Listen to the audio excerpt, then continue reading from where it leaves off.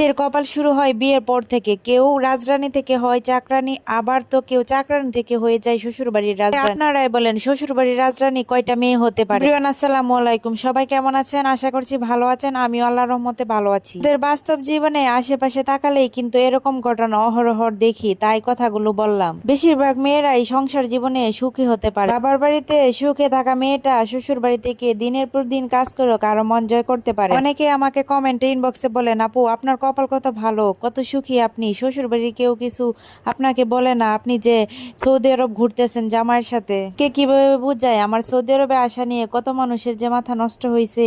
তারপর আলহামদুলিল্লাহ আল্লাহ আমার ভাগ্যে রাখছে তাই আসতে। এটাই সত্যি যে এখন পর্যন্ত আমি শ্বশুর বাড়িতে এরকম কোনো ঘটনার সম্মুখীন হয় নাই।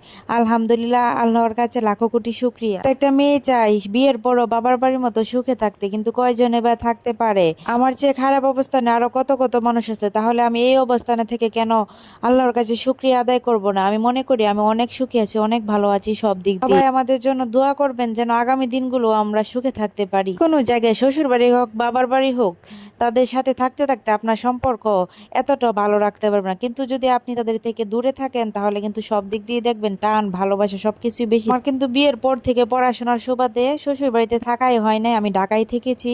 তাই আমার কিন্তু শ্বশুর বাড়ির কারোর সাথে তেমন কোনো খারাপ সম্পর্ক নেই, সবকিছু মিলে এভারেজ ভালোই সম্পর্ক। দূরে থাকলে ভালোবাসাটা একটু বেশিই থাকে।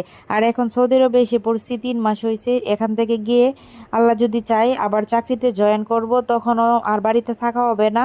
দূরে থাকলে ভালোবাসা এমনিতেই বেশি থাকবে। তো একটা মানুষের জীবনে কোনো না কোনো দিক দিয়ে কমতি থাকে, সব দিক দিয়ে তো আর কেউ সুখী হতে পারে না। আর মেয়ে মানুষের সুখ সে তো বিশাল কঠিন ব্যাপার। বাড়িতে 100-র মধ্যে 99টা মেয়ে সুখে থাকলেও শ্বশুর বাড়ি থেকে কিন্তু 100-র মধ্যে একটা মেয়ে সুখী হতে পারে কিনা এটাই সন্দেহ। আর তার উপর যদি হয় প্রবাসীর বউ, তাহলে তো কোনো কথাই নেই।